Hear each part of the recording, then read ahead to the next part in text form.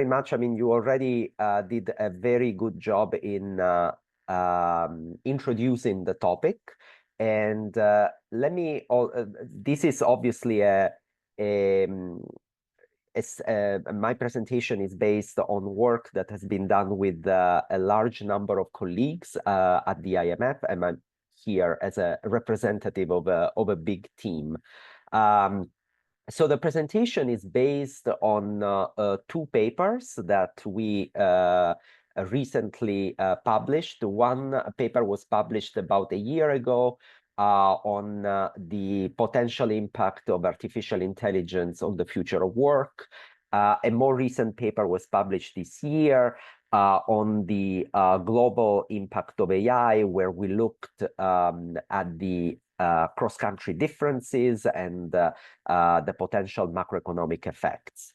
So the presentation today will examine mainly the implications of AI adoption on jobs, both across advanced economies, but also emerging and developing economies.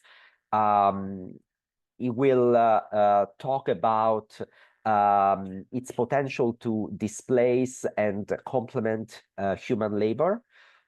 We will also touch upon effects of artificial intelligence on inequality and productivity. And then we will talk about another concept, which we think is very important, the so-called country's preparedness to adopt AI. And we will see that in preparedness is a very multifaceted concept that encompasses a lot of dimensions. And finally, we will have a look at the potential unequal macroeconomic effects of AI across countries. So first, the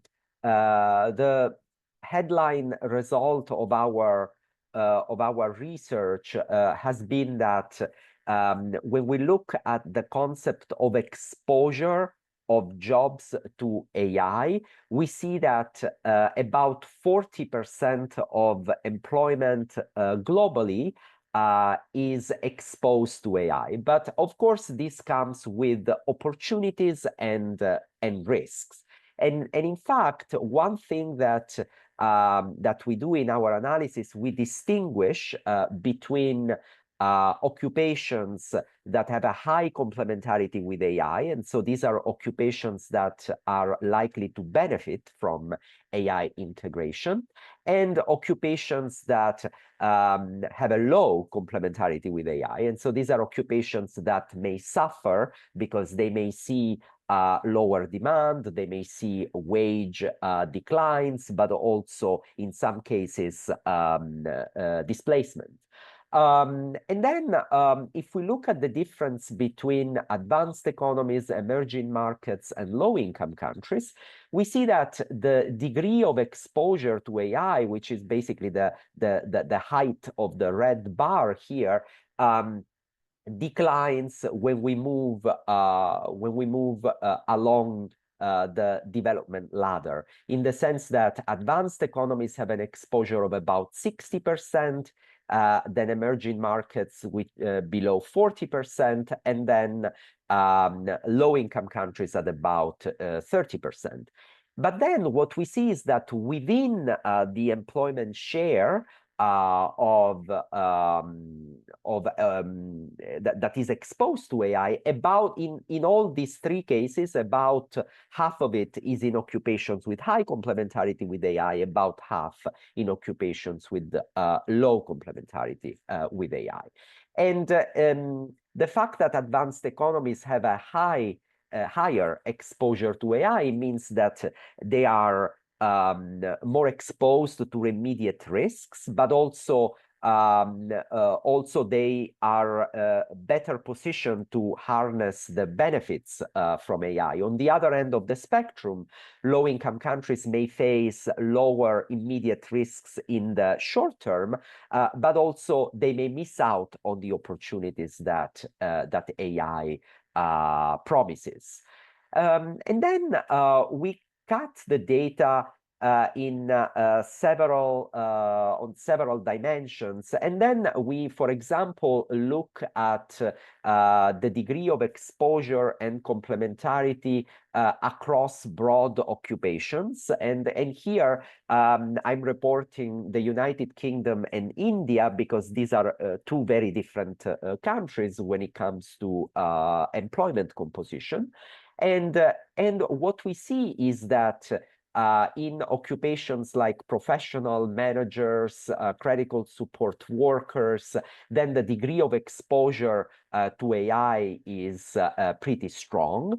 While in occupations like agriculture, machine operators, and so on and so forth, then the exposure to AI is low. So the different employment structure between an advanced economy like the UK and an emerging market like India really drives the overall exposure and a level of complementarity to the AI at the aggregate level. And then if we look at 6 countries in detail where we have more granular data, these are both advanced economies and emerging markets. In particular, we have the UK, we have the United States, Brazil, Colombia, South Africa, and India. And what we see is that women tend to be generally more exposed to AI because they are more present in the services sector, but also in general they also show a slightly higher share of employment in occupations with high complementarity with AI. So this means that they face higher risks, but also they may have they may enjoy higher opportunities from AI. And also, if we look at education, this is not very surprising that the degree of exposure to AI increases with the level of education. And so college-educated people are more exposed because they are in occupations where AI is more likely to be used, but they are also in occupations where AI can be a tool that increases productivity, and so a tool that can be complementary to their tasks. And then if we look at the income distribution, in particular here, we distinguish between these high exposure, low complementarity jobs and between high exposure, high complementarity jobs. And we plot the share of employment as a function of the level of income.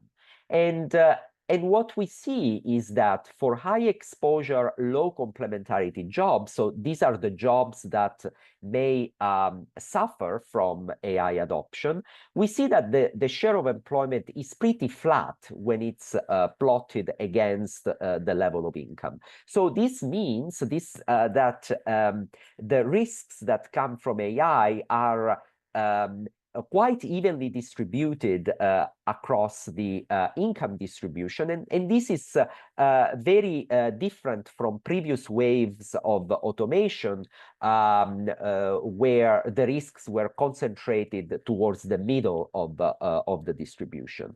While if we look at high exposure, high complementarity jobs, these are jobs that may benefit from AI adoption, then we see that in general, the share of employment in this type of jobs tend to increase with the level of income. And especially at this relationship becomes steeper and steeper while we move towards the top of the income distribution. So this means that the benefits from AI may accrue more at the top of the distribution, and so potentially they may exacerbate inequality, income inequality. And then if we look at age, for simplicity, let's focus on college-educated workers. We see that the share of employment in high exposure, high complementarity occupations tend to increase with age for college-educated individuals, and the share of high exposure, low complementarity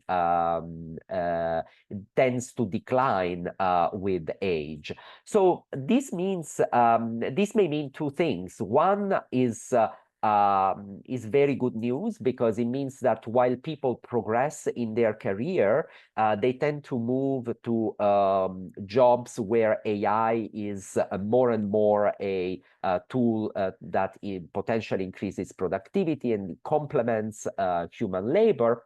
But also, it may pose some risks because, especially for young college-educated individuals that have to jumpstart their career. So if AI replaces the jobs that are usually used as an entry point into the labor market, so they may find it more difficult to kickstart their career and then progress. So there are pros and cons in this.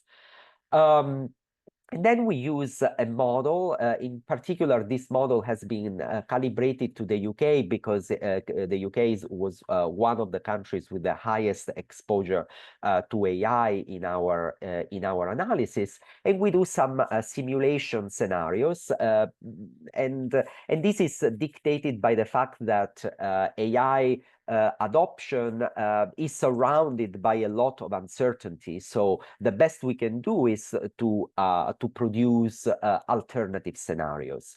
And in particular, we focus on a scenario in which AI has relatively low complementarity with labor, a scenario in which it has higher complementarity with labor, and then a scenario in which it has higher complementarity and higher productivity with labor. And what we see is that while the effect on labor income inequality, and in particular, we look at wage Gini, is a little bit ambiguous. So it can go either way, depending on the scenario that we look at. What we find very robust is the fact that wealth inequality is likely to increase. And this is because assets are concentrated typically at the top of the distribution. And so the individuals that are going to benefit more from the return to capital that may come from capital deepening that in turn comes from AI adoption will accrue to the people at the top of the distribution. So wealth inequality will increase. But also what we show is that in a scenario in which AI is highly productive, then not only the size of the pie will increase, but also the income will increase likely for most workers, but this also will increase income inequality. And so this means that while the level of income will increase for most workers, the share of income that will accrue to top earners will be relatively higher. And then we move to this concept of AI preparedness. So as I was mentioning before, AI preparedness is a very multifaceted concept that has to do both with what we call foundational preparedness. So essentially, countries need to have the basics to adopt AI, and these are in particular digital infrastructure and digital skills and labor market policies that facilitate the transition of workers from jobs that may be displayed to AI to jobs where AI can be a complementary tool. And then what we call second generation preparedness, which has to do with the ability to innovate and to also integrate AI in production processes, and also the presence of regulation and ethics, which is essentially a legal framework that is both flexible enough to allow technology to be adopted, and in particular digital technology to be adopted, but also a governance framework that foster trust in the technology, because it provides the institutions for AI to be adopted in an ethical way. And so we basically the index that we come up with is a summary of all these aspects. We use a wide range of indicators that we take mainly from international organizations that cover a very large number of countries. And the headline results of this index is not very surprising, the fact that advanced economies are generally more prepared for AI adoption than emerging markets and low-income countries. And so we see here in red advanced economies, in green emerging market economies, and in blue low-income countries. But one very interesting, actually two interesting features are first, that there is a very strong correlation between the exposure to AI and the level of preparedness to AI. And so basically countries that are more exposed to AI, they tend to be also on average better prepared for AI adoption. On the other end of the spectrum, low-income countries are both less exposed to AI, but also less prepared for adoption. And also, one other interesting feature is that within these country groups, there is quite a bit of heterogeneity. And this is particularly true for emerging markets, where we see a large degree of overlap between some emerging markets and some advanced economies, and some emerging markets and some low-income countries. And we made this index available on the IMF website. There is a dashboard that can be used to produce maps and to compare countries and regions. And if we zoom on the Asia-Pacific region, we see that there is quite a bit of heterogeneity in AI preparedness, with some countries that are much better prepared than others. And so this may pose a risk of cross-country inequality, because it may actually exacerbate inequalities across countries from an economic point of view. And then we move to the last part of my presentation, where we try to put everything together, and in particular, we combine these measures of exposure of employment to AI and countries' preparedness for AI adoption in a model, the IMF's Global Integrated Monetary and Fiscal Model, known as the GIMF model. And this is a multi-sector, multi-region model of the world, and it can be used to produce scenarios of AI adoptions and look at the macroeconomic implications, and in particular on GDP, inflation, and other important variables. And we explore also here several alternative scenarios, in particular 3 scenarios, in which in the first, we assume that all regions have full access to AI technologies and data. And so the heterogeneous productivity gains that these regions get are an outcome of the existing differences in AI exposure and preparedness. And then we look at two alternative scenarios. So one scenario in which there is more limited access to cutting-edge AI technology, for example, due to geopolitical considerations or trade restrictions. And in particular, we assume in these scenarios that emerging markets, with the exception of China and low-income countries, face restricted access to cutting-edge AI technology. And then a third scenario, which is a more optimistic scenario, in which we assume that policy reforms and international support raise the level of preparedness to adopt AI, both in emerging markets and low-income countries. And in particular, we assume that each country gets to the frontier level of preparedness for their country group, so for relative to their peers. And then, given that there is a lot of uncertainty about the productivity impacts of AI, we consider these three scenarios are basically examined under two assumptions for TFP growth, and one low and one high.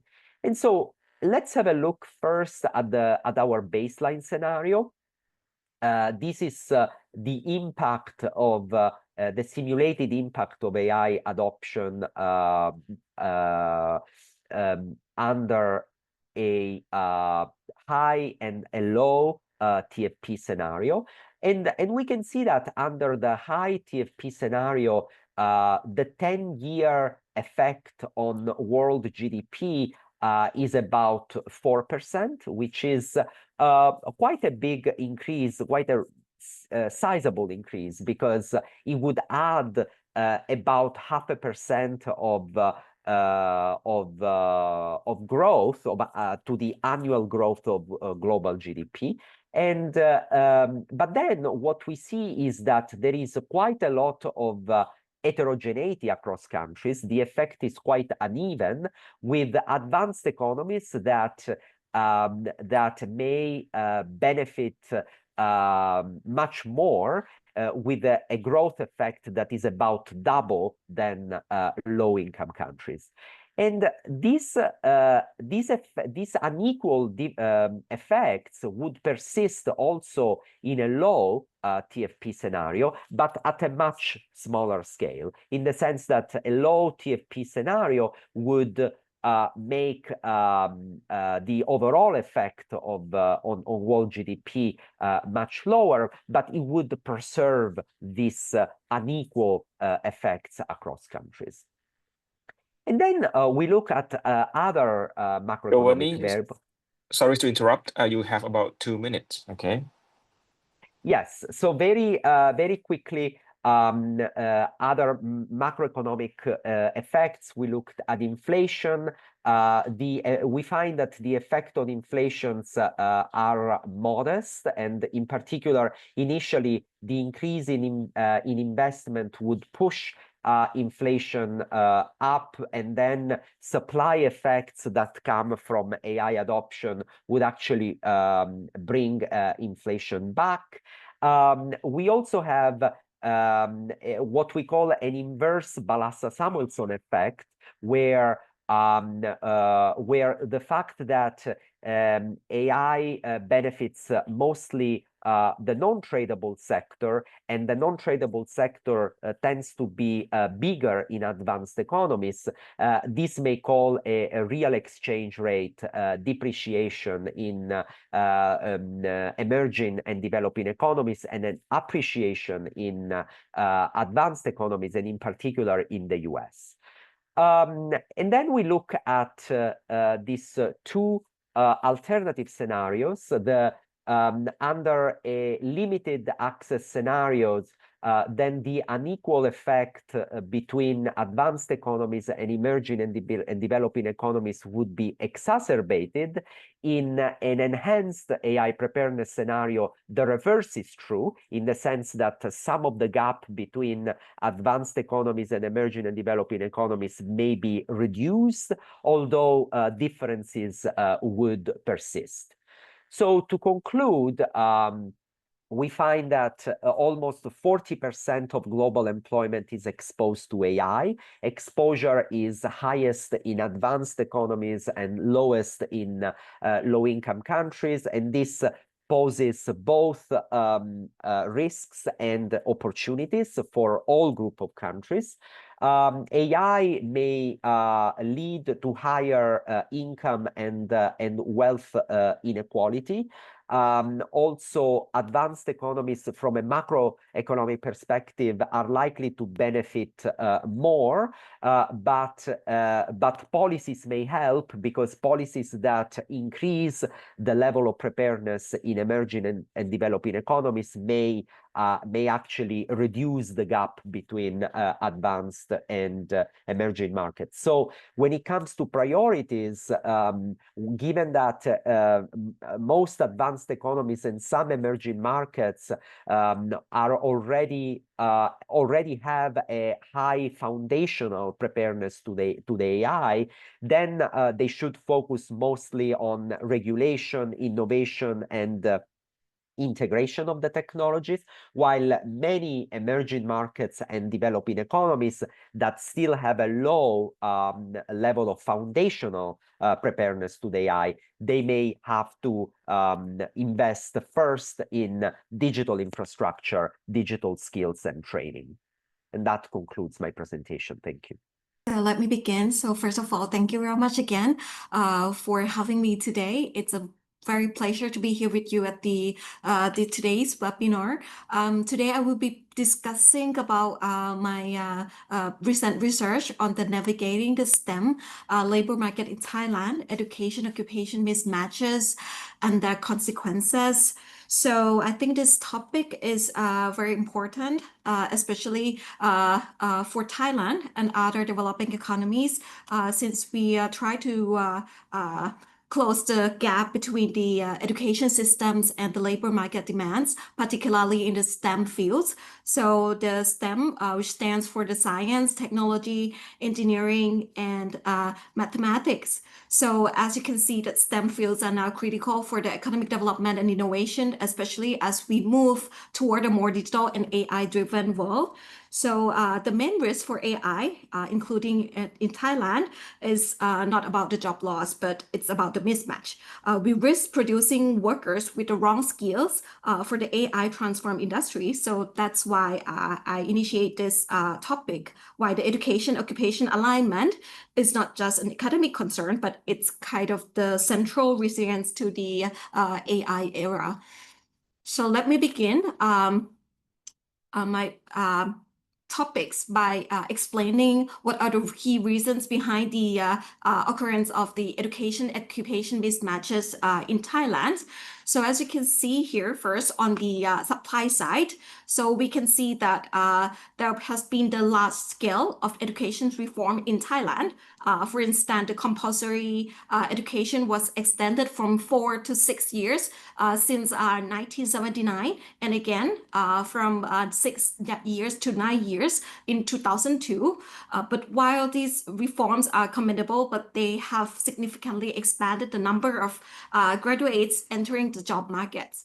And secondly, we are also facing the demographic challenges of aging population. So this is another contributing factors, including of the better medical care, family planning, and economic competitiveness. All of these lead to the longer life expectancy and a smaller share of young workers in case of Thailand. However, on the demand side, our economy has also shifted. Historically, it was the agriculture based, and then after the second oil shock and the policy reforms, it turned toward the export-driven manufacturing in the 1980s. And after in 1990, the services like tourism took the lead, and these shifts have changed the nature of the labor demand, which often fails to align with the supply side, with the educational backgrounds. So these highlight the efficiency in terms of the labor market and the imbalance between the labor demand and the supply. So these may primary source of the occurrence of the education occupation mismatch in case of Thailand. So in the labor economics, we can define the two main types of the mismatches. The first one is what we call the vertical mismatch, which occurs when the worker's educational level is higher or lower than the job requires. Over-education, where the workers have more education than needed, is more common, mostly in the developing countries. And the second type of the mismatch is what we call the horizontal mismatch. This always happens when the field of the study does not align with the job requirements. For instance, an engineers work in the marketing sector, for instance, or the chemistry graduate working in the hotel management. So by the fact that the education occupation mismatch happens, so the labor supply cannot serve with the labor demand, so that might be the potential cost that had been paid for being mismatched at every level, including the individual, organization, and also the national level. So that's why we tend to focus more on the STEM workers. So as you can see that the STEM graduates play an important role in the national development, especially in terms of the AI era. Globally, the STEM-driven innovation, economic growth, and competitiveness. And in case of Thailand, we face a shortage of the qualified STEM professionals, and there are many reasons regarding the low investment in terms of R&D, for instance, as you can see from the R&D expenditure in the case of Thailand compared to East Asia Pacific or across the world. We tend to have a very low investment in terms of R&D, and also in terms of the number of the graduates in the STEM compared to the social science. We have the limited career incentives and also the weak links between academia and the industry. And also, apart from the growing number of the STEM graduates, many of them are underemployed or underutilized. This mismatch would hurt not just only the individuals, but the economy as a whole. So promoting the STEM careers could be the key strategy for breaking out the middle income trap of this emerging economy. So before we try to address our objectives, so we analyze a mismatch based on the several previous studies, and previous study poses different methodological challenges. These would include endogeneity problem due to the omitted variable bias or self-selection. It could be the heterogeneity in terms of the skill set and occupations, or the measurement errors from the mismatch and classification. So in order to tackle this, we apply the advanced econometric models, for example, probit regressions and two-stage least squares with the instrumental variables to estimate both the causes and wage consequences of the mismatch more accuracy. And in terms of the previous study, many studies have been conducting in the topic of the education occupation mismatch. But one of the key ideas in mismatch study is that the field of the study influences mismatch risk. So some majors like engineering or medicine or AI, they tend to provide the specific human capital. These prepare the students for a narrow range of the job specifications. But others like the social science or liberal arts, they tend to offer the general skills that are more flexible, but might not lead to the high-paying jobs. And for example, the studies in China, in the US, and Thailand confirm this. The specific fields tend to suffer more from what we call the horizontal mismatch, when the graduates tend to work outside their specialty. Conversely, the general field may face more competition, but they suffer less wage penalty when the mismatch occur. So in my research, I tried to address the key main research questions. First of all, we tried to find out what are the key determinant factors of the education-occupation mismatch, especially between the STEM and non-STEM graduates. And the second is what are the true wage penalties from the over-education and horizontal mismatch for each group. So, or in other words, we try to find the impacts of the education-occupation mismatch. And finally, how can we, how would the, after we correct all these kind of problem, the econometric problem, how do these estimate change after we correct all the biases? So the key goal, we try to uncover the deeper insights that inform the education policy, labor planning, and also the human capital development in Thailand. So as for the research framework, we start conducting this research based on the different types of the theories that we apply. So we base our analysis based on the three main labor market theories. The first one is the education related factors that derive from the human capital theory, which says that the education would increases the productivity and they should lead to the better wages. So a mismatch would reduce the earnings. The second types of the theory is the job competition theory, which created the career related factors. So this theory suggests that it would be the job itself, not the person's education that, explain about the wage impacts. And finally, the job assignment theory, we suggest that the wages and productivity depends on the fit between the person's skills and the job requirements. So that would cause the vertical and horizontal mismatches. Also, we have applied the concept of the field transferability and field saturations from Mont. So the field saturations means we use it as a key variable, as a proxy for the labor demand. We try to use it. The field saturation explain how crowded each field in terms of the graduates and the jobs. However, for the field saturation, field transferability, it means that how easily that the graduate from one field can work in another. So that's why we also control these two main variables in our model for our analysis. So now move on to our data that we use. So the analysis, we use Thailand's labor force survey data from 2012 to 2022. We collected during the third quarter of each year. This route is mainly used because it's considered as the most suitable, most stable in terms of the employment data. We also focus more on the workers in the working age population between 18 to 54, and they tend to work, have to work more than 30 hours per week. And we also include all the key variables, include the education level, field of study, occupation code, and real monthly wages. And here I distinguish between the STEM and non-STEM field by using the UNESCO, the International Standard of Classification Education Code, and also the ILO, the International Standard Classification of Occupation Codes.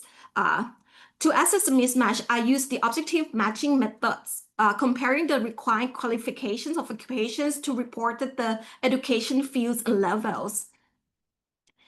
And this is how we construct the field saturation and field transferability. For the modeling approach, we examine the mismatch determinants. Here, for the determinants, we use a probit regression model. This would estimate the probability of being overeducated or the horizontally mismatched. And for measuring the wage impact due to the mismatch of occupation education, we apply both the OLS and the probit second stage two-stage least square regression with an instrumental variable treatment effect. So the latter model would help to correct for the problem of the endogeneity, especially the ability bias, by using a provincial mismatch rates as the instruments. And here I also include the new variables like the field saturation, which I explained earlier, and the field transferability, which measure the competition and flexibility within each education field. So now moving on to the key findings. So let's look at the key result in case of Thailand. So we began our analysis with the determinants of the education occupation mismatches in Thailand. So we can see here that the field saturation significantly increases the likelihood of the overeducation, especially for the STEM workers compared to the non-STEM. And the response of the excess labor supply to the tightness of the saturated labor demand in Thailand is, lean toward accepting the job below their qualification rather than switching to the job outside the industry. So this is what we found out. And in terms of the field transferability, it would help, according to the results, like you would see that it helped to reduce both types of mismatch, both horizontal and vertical mismatches, as you can see from the negative signs across all the groups. So we can conclude here that the transferable skills and less saturated fields would reduce the mismatch likelihood for both STEM and non-STEM groups of the workers. In terms of the demographics, on this side, you would see that the STEM education or STEM workers in Thailand are more susceptible to both overeducation and horizontal mismatch compared to the non-STEM graduates. And in terms of the gender, female graduates are less likely to be overeducated, but women who work in the STEM face the higher mismatch risk. This would suggest the persistent gender norms in the STEM field in case of Thailand. And now, in terms of the effects of the educational level, you would see here that when the workers, they obtain higher educations. Higher education reduces the mismatch risks, both overeducated and horizontally mismatched. But even highly educated STEM workers, they still tend to work outside their expertise. So now, in terms of the wage impacts, so after we already analyze the determinants of the education occupation mismatches. Now our key findings on the wage penalties. The overeducation would lead to the wage penalties of about 17 to 18%. And when we apply two types of the models, the results tend to be like very consistent. So these imply that there is a very minimal endogeneity bias here. However, in terms of the horizontal mismatch, so this is from both analysis, it's confirmed that there is a minimal ability bias of the model here because both of the model confirmed the consistent results of the wage penalties around 17 to 18%, and with a slightly difference between the wage impacts on both STEM and non-STEM workers. And in case of the horizontal mismatch, the results from the OLS, you will see that overall the horizontal mismatch wage penalty is around 10%. But you see here when we split the graduates into two groups, the STEM and non-STEM, you would see that the OLS underestimate the true wage penalty. But when we use the probit two-stage least square, the penalty jumps to around like 36% overall, and especially would be like extremely severe, which is approximately around 44% of the wage penalty when the graduates work in the different fields, like horizontal mismatch, especially for the non-STEM graduates. So this result shows a very harmful horizontal mismatch can be when the worker working in the wrong field. So these results highlight the need to treat the vertical and horizontal mismatches separately when we design the policy of education. So finally, let me jump onto the conclusion of this study. So as you can see that this study, we tried to answer three main research questions. First of all, from our study, we can see that STEM graduates, they face higher mismatch risk, especially they have to work outside of their fields of the study. And in terms of the wage impacts, the over-education provides a similar wage loss for all, both STEM and non-STEM. But when it comes to the horizontal mismatch, it would have the serious wage impacts, especially for those who are those who are in the non-STEM fields. And when we apply the advanced econometric techniques, it revealed the true scale of this wage penalty, which would be more serious. So the future work would be we try to explore the mismatch dynamics across the age cohorts and the income levels, and we try to distinguish between the true and the apparent mismatches. For this finding, how do this finding can suggest some policy recommendations? First of all, I would say that for this study, it would suggest the industry to support the new sectors, like how can they promote a better alignment between education and labor needs through the workforce planning. And secondly, they can encourage the field-specific career services and mentoring, especially those who graduate from the STEM fields or the STEM students. And the third one, we may foster the partnerships or the collaboration between academia and industry to build the practical and transferable skills. Fourthly, as you can see, the results of women tend to suffer the most. Women who graduate from STEM field, they will suffer the most. So we need to support women in the STEM more through the scholarships, internships, and workplace reforms. Finally, we have to continue invest in the higher education while we highlighting in the field appropriate training. So the goal should not be just only more education, but also how can we better match the education with the field. And ultimately, I think addressing the mismatch is about improving how education system and labor market communicate. So that would be all for my presentation. Thank you. Hello, everybody. First, I would like to begin by thanking ADBI and the Faculty of Economics, Chulalongkorn University, for organizing this very insightful and timely webinar. It's a pleasure and honor to be a part of this important conversation. And today I'll be sharing some forward-looking ideas under the theme, The Co-Intelligent Future, Human AI Collaboration and the Future of Work. Rather than focusing on the current trends, I would like to invite you to explore how we can actively prepare for what lies ahead so that we are not only stay ahead of the game, but also shape the future we truly want. So we are now living in a world shaped by the four powerful forces, what I call the mega trends of the post-2025 era. So first, we are seeing a technological transformation led by artificial intelligence. So over the past year, generative AI has gone from something niche to something very mass. So suddenly everybody is using generative AI. Everybody is using ChatGPT. So you can see your coworkers, your students, or even your grandparents are using AI nowadays.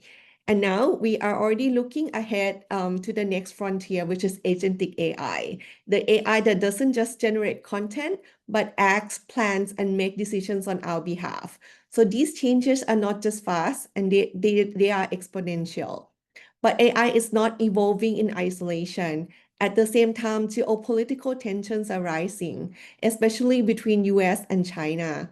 And this is reshaping everything from global trade to the battle over advanced chips, data control, and technological sovereignty. Meanwhile, the climate crisis is also accelerating, bringing more extreme weather, affecting agriculture, infrastructure, and supply chains, and forcing both governments and business to take carbon reduction seriously. And finally, aging populations are changing the structure of our societies, especially in countries like Japan and Thailand. So as workforces shrink, There are growing hope that AI can help fill the gap, boosting productivity, support elderly care, and sustaining economic growth. So when we talk about the future of work, we are not just talking about what jobs will exist or what job will disappear. We are talking about how these megatrends converge and how AI will fit into the heart of this transformation. So to understand the scale of AI's impact, we need to look back at history, at the general purpose technologies or GPTs that have fundamentally reshaped our economy and society. So each industrial revolution was powered by one of these technologies. In the 18th century, the steam engine replaced muscle power and launched the first industrial revolution. It mechanized production, fueled urbanization, and created entirely new economic structures. In the late 19th century, electricity brought us the second industrial revolution. With assembly lines and mass production, we entered an age of scale, producing goods at unprecedented speed and cost. By the mid-20th century, computers transformed how we manage information. We entered the digital age where software and networks become central to productivity, communication, and control. And now in the 21st century, we are entering the era of AI as intelligent power, where machines don't just follow instructions, but learn, reason, and increasingly act on our behalf. This is more than just automation. It's a shift in the production function of the economy. AI is becoming embedded across every sector in decision-making, creativity, product design, logistics, and customer service.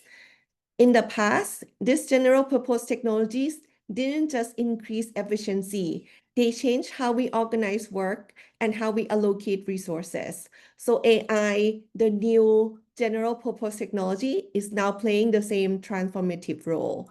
And that's why understanding AI as a general-purpose technology is so critical, because it doesn't just disrupt tasks, it rewrites the entire economy itself. To understand how AI reshaping work, we can think of it in terms of three types of impact. First, there's automation effect. I think a lot was talking, many people talked about this already. So AI replaced parts of human work, especially routine, repetitive, or predictable tasks. This effect isn't new, so we all saw it in earlier decades, also in literature, that AI has powered industrial robots, back office softwares, and logistics systems. And this led to efficiency gains, but also labor displacement, especially in low and middle skill jobs. Second, there's an augmentation effect. So this is where AI acts as smart assistant, helping humans become faster, better, and more creative. For example, writers, analysts, and designers are now using generative AI to enhance their productivity. Third, there's a transformation effect. So AI doesn't just change tasks, it redefines what jobs look like. Entirely new roles and industries are emerging. So now you can see freelancers using AI to scale their solo businesses. Companies now design workflows where AI handles first draft and early decisions, and then human refine and lead. So these effects aren't mutually exclusive. A single job can involve all three. Parts of it can get automated, parts of it can get enhanced, and parts of it can get transformed. As generative AI becomes more accessible, this transition touches not only factory floors and back offices, but also creative work, knowledge work, and leadership itself. So as AI become more capable, we are not just automating tasks. We are reorganizing how work is shared between humans and machines. And this leads to the new division of labor. So AI is particularly good at handling baseline, repetitive, or pattern-based tasks, drafting emails, summarizing documents, retrieving data, or generating first-pass designs. And that allow humans to move up the value chain, spending more time on tasks that require judgment, empathy, creativity, and strategic thinking. So in turn, this shift has the potential to create higher value products and service. And research showed this clearly. In customer service, AI increased productivity by 14%, with novice workers improving the most. In writing, AI tools improve output by 58%. And it's not about replacing people, but it's redefining roles so that humans can focus on where we create the most value and leave machines to support us where they are the strongest. So where does this new division of labor lead us? So it leads us to the idea of co-intelligence, the powerful collaboration between humans and AI. Each side brings something unique to the table. AI brings scale, speed, and data. It can process millions of documents in seconds, learn patterns from enormous data sets, and operate tirelessly 24/7. Humans bring judgment, ethics, and creativity. We understand the context, we navigate ambiguity, and we care about meaning, values, and people. As AI takes on more routine, pattern-based tasks, it enables humans to move up the value chain, devoting more time to work that truly adds value. And over time, this shift doesn't just improve productivity at the individual level, it enhances the value added to products and service, driving income growth, global competitiveness, and long-term contributions to GDP.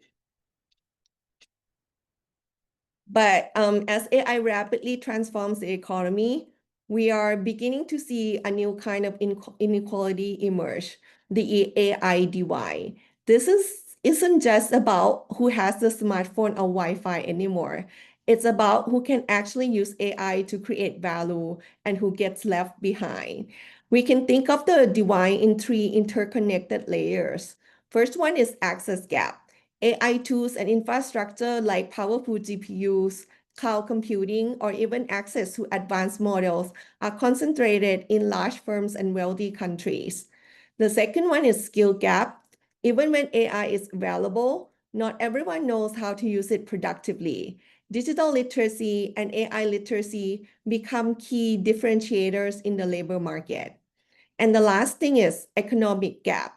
A few firms, typically early adopters with scale, capture most of the productivity gains. However, small businesses, low-income countries, and marginalized groups risk falling further behind. So in many ways, this is an extension of the old digital divide, but more serious because the stakes are higher. The AI divide can amplify existing inequality in income, education, and opportunity. So as economists, this should concern us deeply. So if the productivity growth from AI is not broadly shared, it will exacerbate inequality and undercut long-term development. So the challenge ahead isn't just innovation, it's inclusive innovation. We will need infrastructure, education, policy to ensure that everyone can participate in the AI-driven economy. The rise of AI doesn't mean we are heading towards a jobless future, but it does mean we need to redesign how work is structured, how people are trained, and how the benefits of AI are distributed. Successful adaptation requires action at three levels.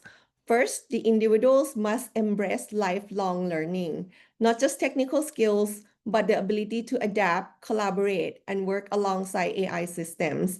This means digital and AI literacy will become just as fundamental as reading and writing. Second, organizations need to move beyond using AI just as cost-cutting tool. They should redesign workflows and enable meaningful human-AI collaboration. And they must set up governance frameworks, not only to ensure responsible AI, but also to gain trust from employees and customers. Third, policymakers play a crucial enabling role. They must invest in large-scale reskilling programs, especially for vulnerable groups. They need to ensure that access to AI tools and training is inclusive, not just limited to elite firms or urban areas. And as AI adoption accelerates, we'll need policy that balance innovation with worker protection, such as updated labor laws, job quality standards, and social safety nets. Ultimately, this isn't as a technological transition, it's also a societal one. How we manage this transition will determine whether AI becomes a force of inclusion or exclusion. So let's return to the 4 global megatrends we opened with: geopolitical tensions, climate change, aging population, and the quest for productivity and inclusive growth. These forces are not new, but what's new is the arrival of generative and agentic AI right at the center of this transformation. AI today is not just another technology, it is a general purpose technology like the steam engine or electricity that reshapes not only how we work, but how we solve problems as a society. And that's why we need co-intelligence, not artificial intelligence in isolation, but humans and machine thinking together. So let's look at each megatrend. Geopolitics. We are in more fragmented, volatile, and unpredictable world, from trade tensions to misinformation to military conflict. Understand what's happening and responding quickly is more critical than ever. So AI can process complex real-time data, detect emerging risks, simulate scenarios, and help both governments and businesses act with foresight. So in short, AI won't fix geopolitics, but we'll need it to navigate complexity intelligently. Next, climate change. So the climate crisis requires faster action than we ever managed before. AI is already playing a role, from precision agriculture to smart grids to carbon monitoring and accounting. As climate urgency grows, AI will be an essential accelerator of green transitions, especially if we pair it with sound policy and global cooperation. Aging societies. In many countries, including Thailand, we are aging before we are rich. So there's a labor shortage, rising healthcare costs, and intergenerational inequality all raise difficult questions. AI has the potential to support aging populations through smarter public services, predictive health diagnostics, robotics for elder care, and tools that help seniors stay independent. But again, this will only work if humans remain in the loop, designing systems with care, dignity, and ethics. So where does all of this lead us? The future of work and the future of our economy isn't a contest between human and AI. It's about how we can collaborate with AI to meet the defining challenge of our time. So this is the co-intelligent future, a future where we use technology not just to do more, but to be more creative, more ethical, more inclusive, more resilient in a fast-changing world. Thank you very much. To be talking about the implications of artificial intelligence technologies on migration systems, patterns, and narratives. It's deeply embedded within a substructure on the future of work. It doesn't cover the entire kind of population, of course, but as our previous speaker outlined, especially with demographic transitions and aging populations, we find that international migration is helping to respond to the demographic transitions, particularly in high income economies. However, some of the narratives are preventing some of those solutions from being realized. So we'll talk about that in an AI context going through the presentation. What we have really looked at is a particular slice, and with thanks to the team for the discussion last week in terms of framing for this particular presentation, we did decide to look at the 3 elements: migration systems and how they operate, and how artificial intelligence technologies have been used for a long time in migration and mobility systems, the implication for global migration patterns, and also a newer area that is occurring, which is around artificial intelligence and particularly generative AI in regards to mis and disinformation on migration and migrants around the world. Rather than put this slide last, if you have to leave and get off to another meeting or another webinar, another type of event, here is the basis of the presentation. It's work that we have been doing in IOM for quite some time, and it covers policy outputs, academic outputs, as well as sort of general audience outputs, including especially for the World Economic Forum. We're commissioned to write for them from time to time. So what I'm really highlighting here is there are a lot of resources that you can go to look at the different technologies and how they're being used in different contexts, and we'll go through some of those very briefly today. I have started to answer the questions that were posed in the Q&A earlier, but I can see that there are going to be a lot of questions on this going forward. So I'm happy to do that as we finish the presentation.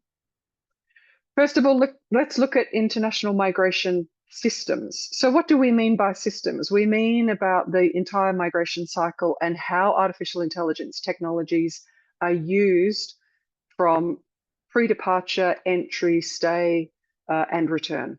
And there's a little slide on that a little bit later. But here what we're talking about is something that has existed for many, many years.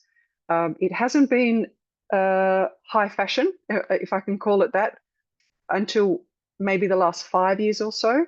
But in government, and when I used to work in the Australian government, we would be deploying artificial intelligence technologies, but using very different language, particularly around visa applications and processing of visa applications. This one is specific to machine learning technologies, for example, and algorithms, of course, and machine learnings, but automated borders. As we know, when we're going through and entering into a new country, SmartGate, for example, developed by the Australian government, uses facial recognition technology, for example, along with, depending on which border you're going through, fingerprint technology, iris, and so forth.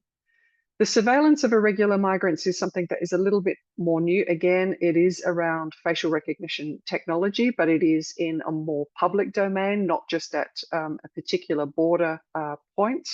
And of course, another example is algorithms that we are seeing being used for a range of different aspects, including refugee resettlement. And that is something that is occurring in different economies, in different countries around the world. We also know that chatbots, for example, have been developed and used by different organizations and also by some individuals, highlighted in this World Migration Report chapter that I did with Professor Anna Badushi from the University of Exeter. And they have been designed to enable people to navigate complex visa processes, but also support mechanisms in terms of mental health issues for people who have been displaced, such as refugees. One thing that we don't necessarily give enough focus to is the impact of COVID-19 on digital technologies across the board, but AI development in particular. And we have seen a very significant ramping up of an acceleration of investment in technologies, AI technologies, but also the real need to deploy a range of different digital technologies during AI when we were dealing with a global pandemic that really significantly increased immobility and forced many migrants as well as nationals onto different digital technologies and different platforms for different reasons, including, as I've highlighted there, vaccine development. Mobility tracking was a big aspect, as well as international remittances, rather than being able to take remittances home in person. The digital aspects became very, very significant.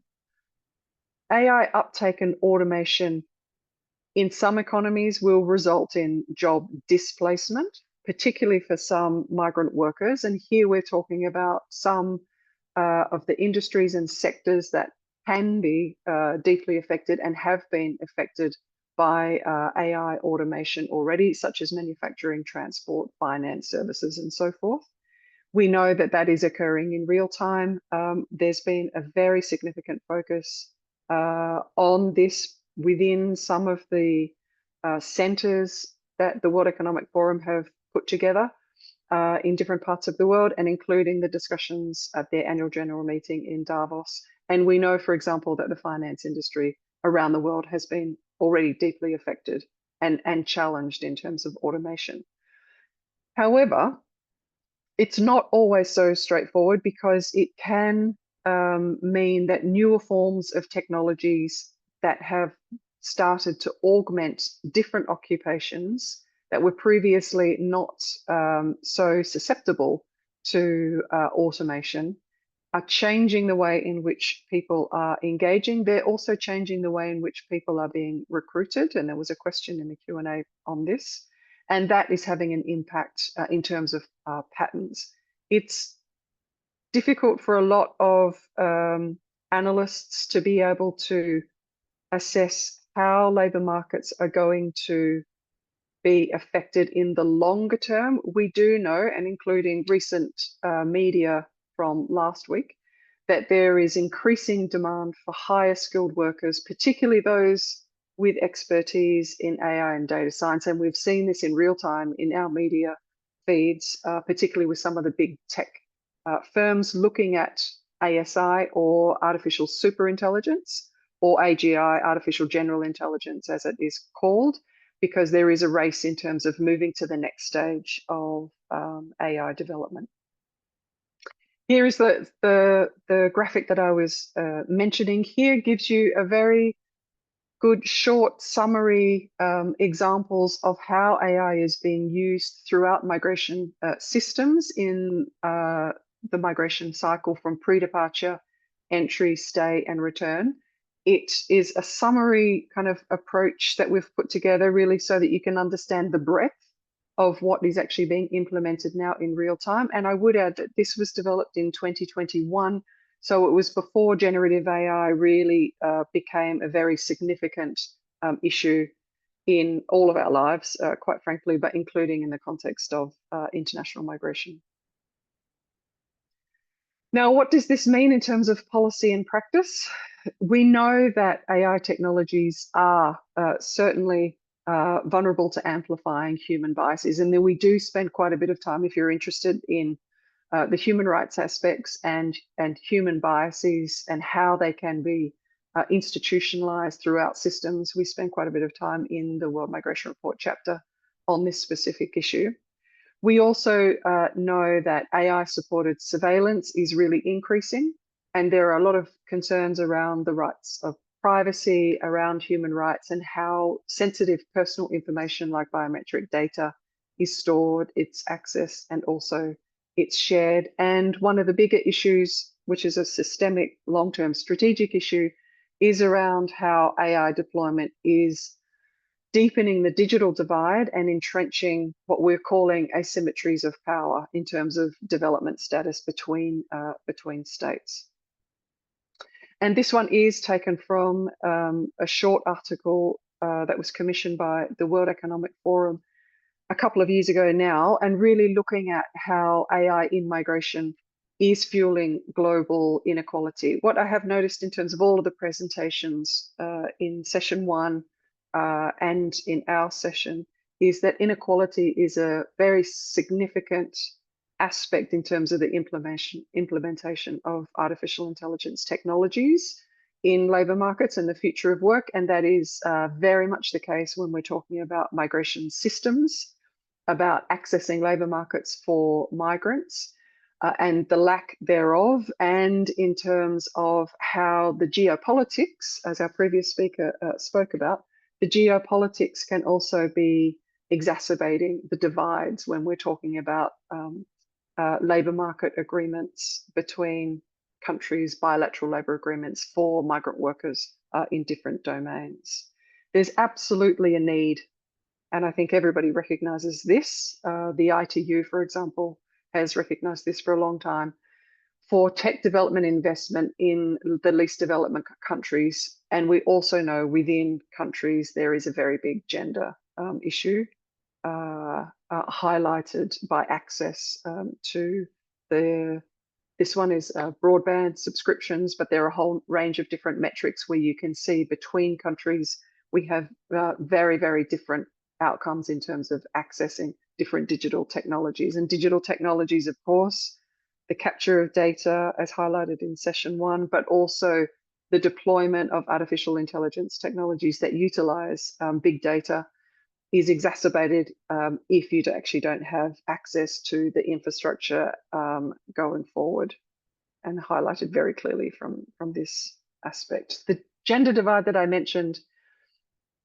a little bit more detailed here in this map, but we can see, for example, that there's a significant difference in terms of the proportion of female and male populations in different regional settings in terms of being able to access. And this particular graph is the internet, which goes to the heart of digital technologies, of course. But in the Asia Pacific region, Arab states, Africa, you're seeing more significant divides between males and females compared to other parts of the world. And certainly when you look at the last divide there, which is the global one, we do have some discrepancy and difference between males and females, but not as pronounced compared to other regions.